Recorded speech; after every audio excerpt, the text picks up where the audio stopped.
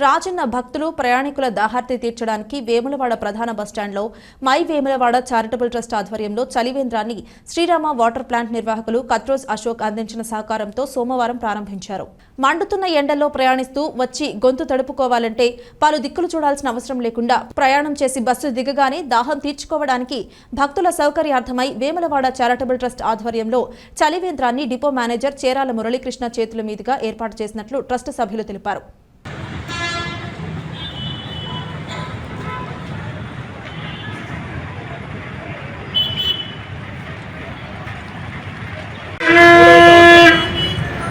ఈ కార్యక్రమం దిగ్విజయంగా ఇది 3వ సంవత్సరము వారు ఏర్పాటు చేయడం జరుగుతుంది.